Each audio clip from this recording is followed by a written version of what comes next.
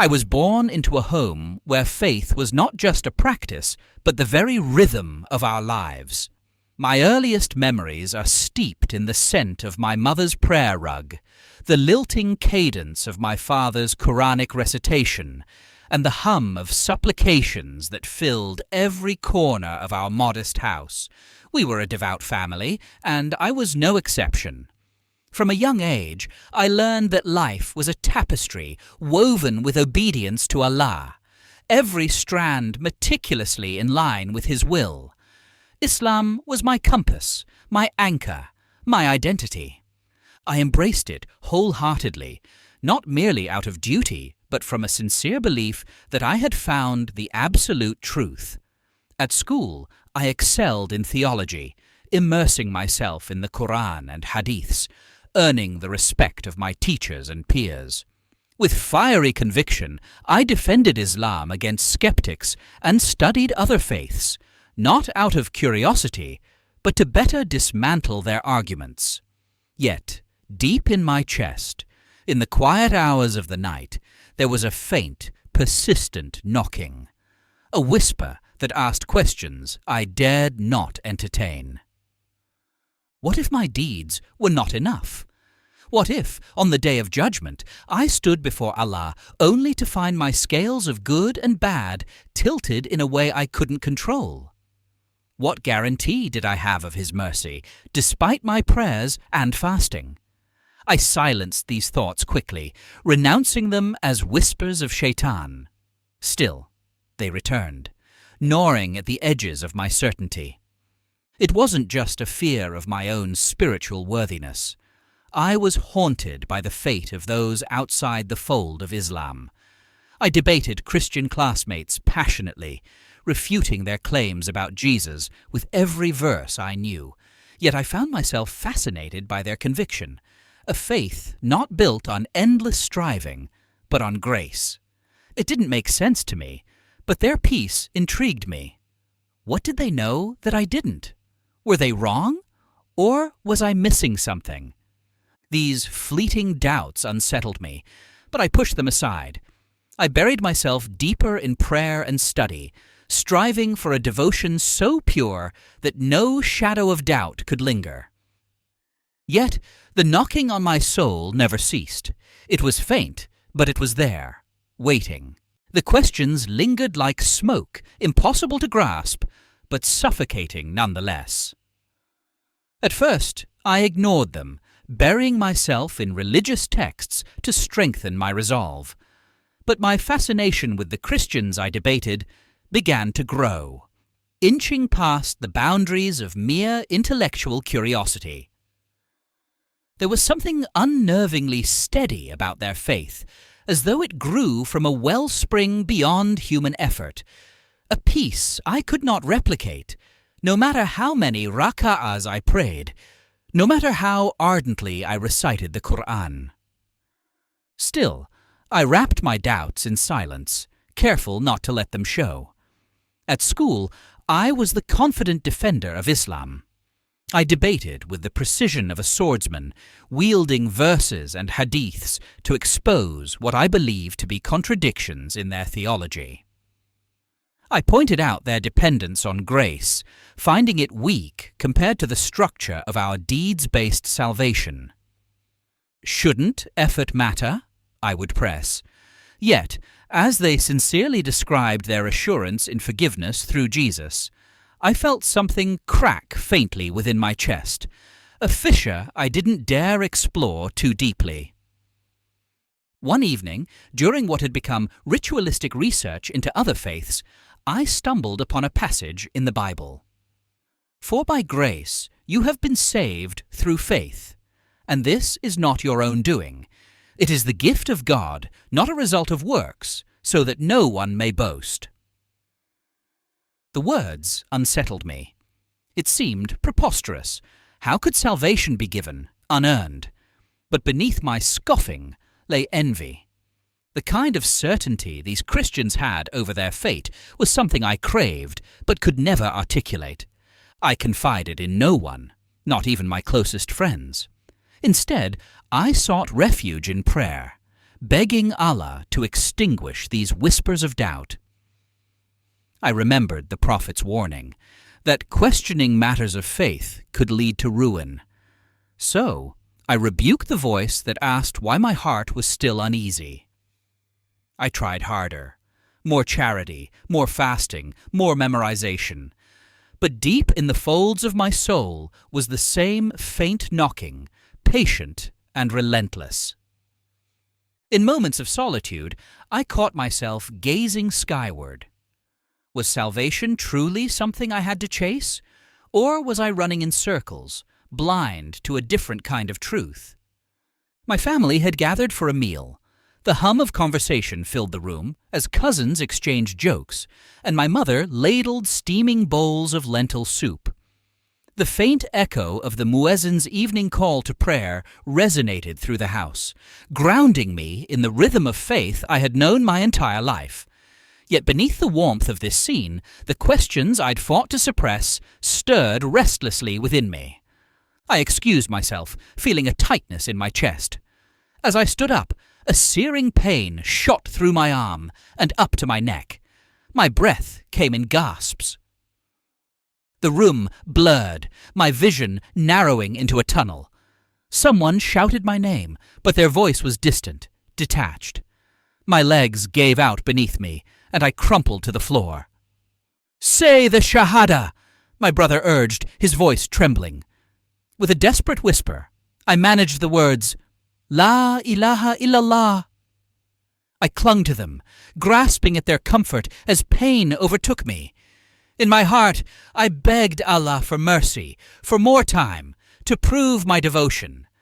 But just as the full weight of mortality gripped me, the world dissolved into darkness.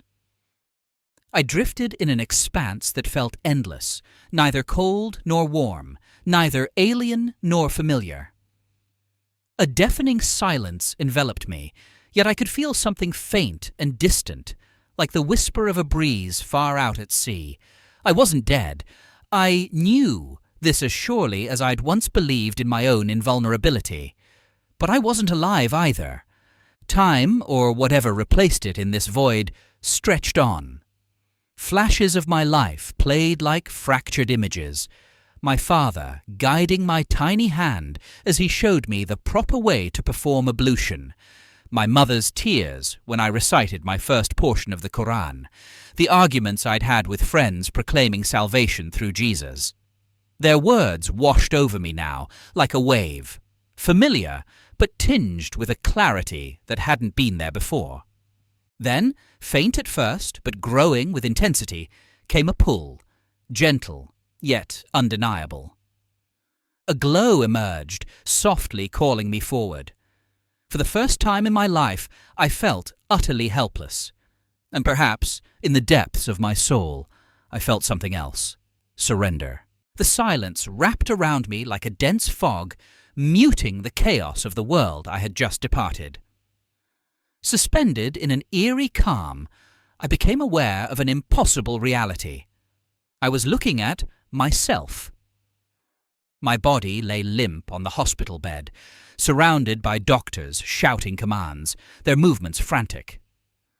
My brother was at the edge of the room, tears streaming down his face, his lips trembling as he whispered prayers. I should have felt panic, fear, but all I felt was a strange, unearthly peace. I gazed at my own frail form, the face once so full of conviction, now slack and pale. A faint tug pulled at me, drawing my attention away. A warm glow emerged in the distance, its light quelling the void around me. It began faintly, like the first rays of dawn, but grew with each passing moment, soft yet insistent, beckoning me. Yet fear clung to me. Was this the reckoning I spent my life preparing for? Had I done enough? My instinct was to claw back, to return to the safety of ritual and certainty, but the light seemed to whisper something I couldn't yet understand, a soundless invitation that drew me closer. As I drifted toward it, the hospital room blurred, dissolving into a grayscale memory. I felt both weightless and exposed, no longer tethered to the life I knew. The rhythm of my heart, the scent of prayer rugs, the echoes of Quranic recitations, they felt distant, like artifacts from another world. For the first time, I wasn't bound by the weight of duty or the striving that had marked my every waking moment. There was only surrender, quiet, complete, terrifying. The pull became stronger. I thought of the countless prayers and good deeds I had tallied, hoping they were enough. Now they felt almost irrelevant. The coil of fear unraveled in me, replaced by a peculiar longing for the light ahead. Then I heard it, not with my ears, but with my soul, a voice, quiet yet resonating with a power that surpassed understanding. Come. It was a single word, but it carried an unfathomable promise. My resistance crumbled, and for the first time in my life I stepped forward, powerless yet willing. The light enveloped me, a warmth so profound it reached into the marrow of my being. It wasn't a consuming brightness, but a living glow, radiating peace that stilled every fragment of fear I had clung to. I felt myself moving, though I had no feet, no body, just an essence being gently drawn forward, deeper into this inexplicable presence. A figure emerged from the light, more vivid than anything I had ever perceived, as if my senses had been sharpened to a clarity beyond the physical. The figure wasn't cloaked in grandeur, yet he exuded a majesty that commanded attention. His gaze met mine, and in it I saw oceans, of power, yes, but also of a love so deep it felt foreign, almost unbearable. And then he spoke. Ahmed. The voice wasn't sound. It was an intimate knowing threading through me. It was my name, drawn out like a promise, like it had been spoken by someone who had known me before I ever existed. Who are you? I managed, though I was certain I already knew. I am Jesus, he said. His words were simple, but they fractured something deep within me. Jesus? The prophet I had spoken of so often, defended as merely a servant of Allah. But this presence, this power, was no mere prophet. My soul trembled, caught between disbelief and the undeniable truth standing before me. It cannot be, I murmured. You are not. You cannot be. I am, he replied, the words resonating with an authority that silenced my protests. My defenses crumbled like sand beneath a rising tide. Memories of verses, debates, and arguments surged in my mind, but they felt hollow now, their weight dissipating in his presence. I dropped in a posture of surrender, not because I fully understood, but because I couldn't deny what was before me. In that moment, clarity swept over me. I had spent my life striving, yet here was grace, a gift, not a reward. His love didn't demand effort. It invited acceptance. And as I knelt, I felt the faint knocking on my soul finally answered. Peace overtook me, filling the spaces doubt had carved, as Jesus whispered gently, "You are mine." The visions unfolded before me, vivid and unrelenting. I was no longer in the presence of Jesus, but immersed in a cascade of events, as though eternity had bent to show me its truths. I saw the waters of Galilee rippling under gentle hands. Jesus walked upon them with a serene command that defied every natural law I had trusted. The scene shifted, and I was among crowds seated on craggy hills. Bread and fish grew in number, emerging from his hands as if the very earth obeyed him. I had recited verses in the Quran about Jesus' miracles, but seeing them now was different. It was intimate, undeniable. This wasn't a prophet pointing to a higher power. This was power, a source unto itself. Then came the most jarring vision. Darkness blanketed the earth, and the figure of Jesus hung on a cross. Blood streaked his forehead where thorns once pierced. The humiliation, the pain, it was unbearable to watch. "He was wrongfully crucified," I wanted to insist, echoing every argument I'd ever made. But even as I tried to piece together my objections, a question arose unbidden. Why would he endure this willingly? The answer came in layers, a weightless knowing that pierced my defenses. Love.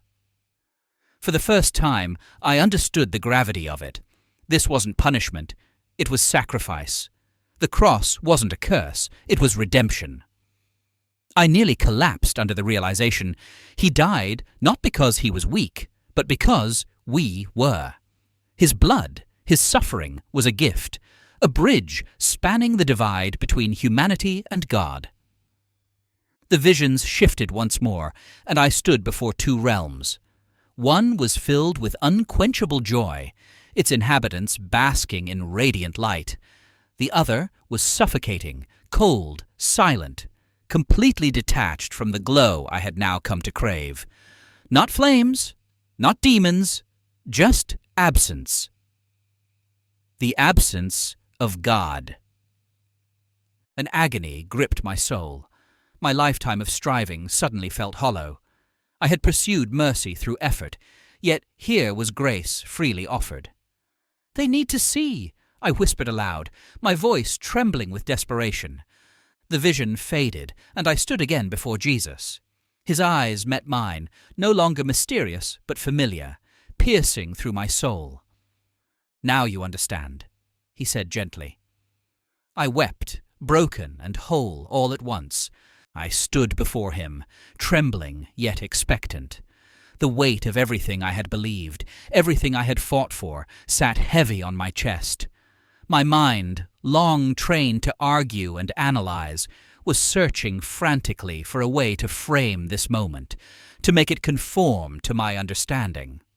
But nothing, none of my defenses, none of my striving, could stand against the presence before me.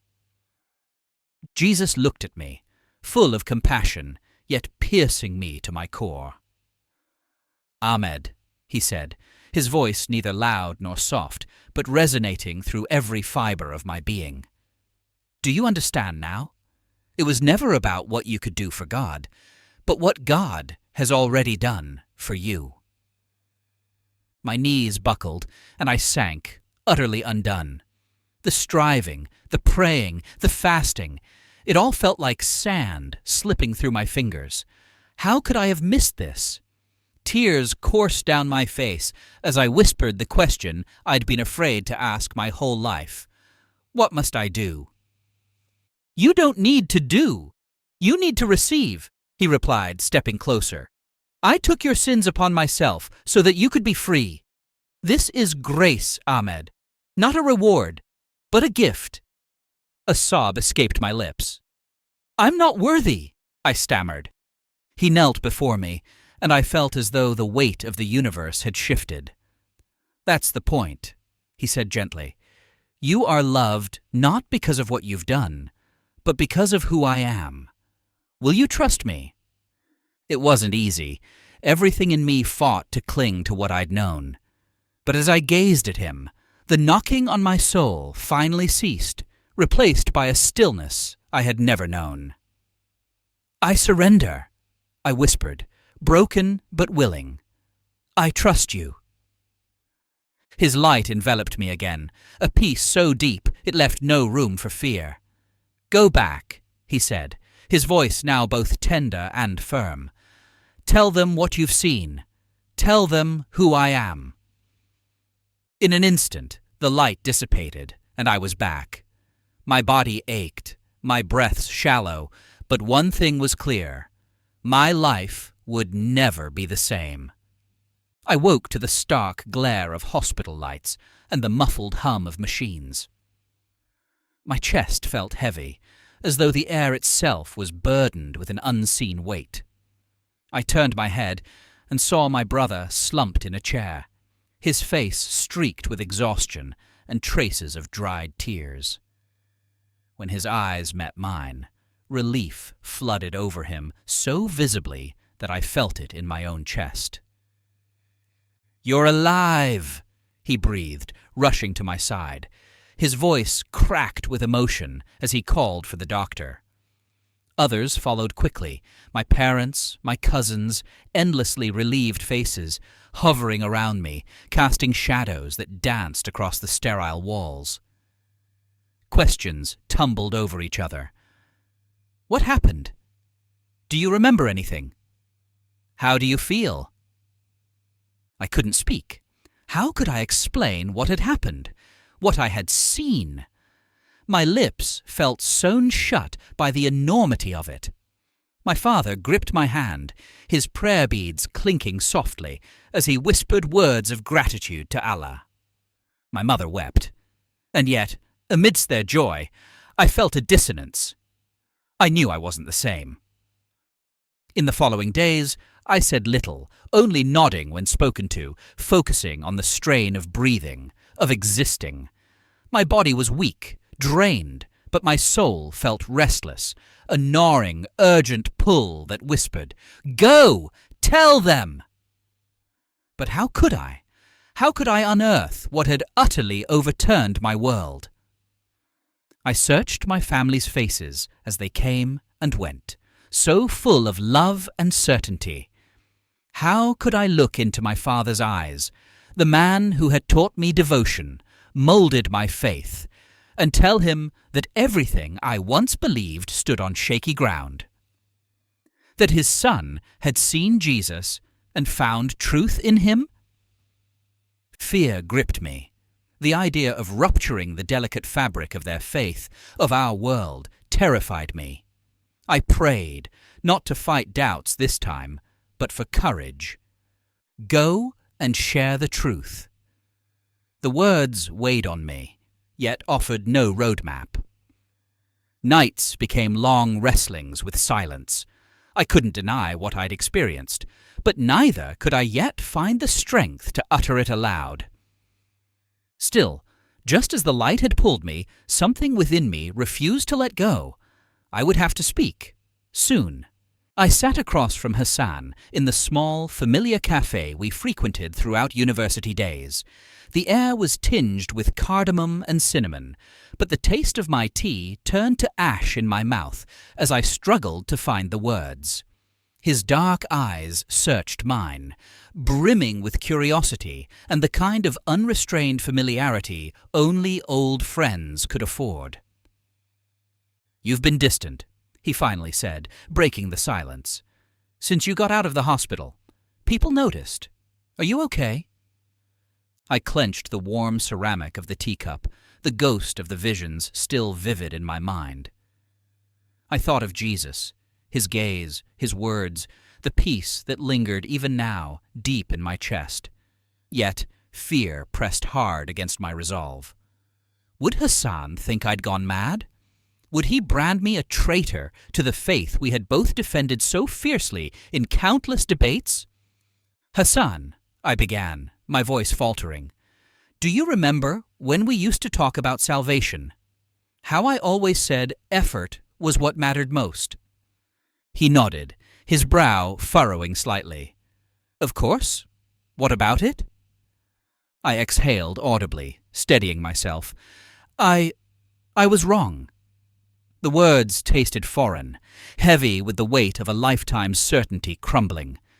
"When I was in the hospital, I encountered something. Someone."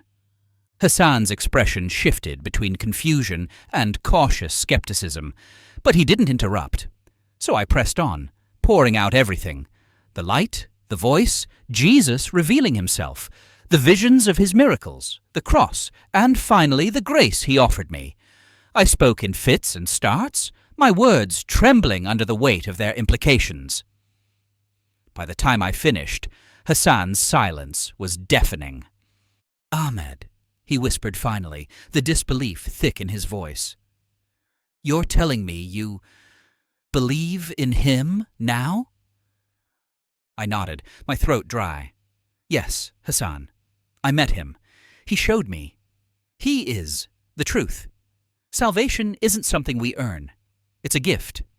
His gift. He leaned back, his jaw tightening, as though I'd struck him. "You're confused," he said quietly. "This isn't you."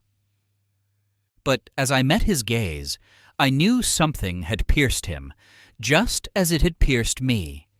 His dismissal faltered ever so slightly beneath the weight of my conviction. The living room felt smaller than usual, the air thick with tension as I sat before my family. My mother's tear-streaked face and my father's furrowed brow mirrored the weight in my chest. My siblings sat in uneasy silence, the occasional clink of glass breaking through as they stirred untouched tea.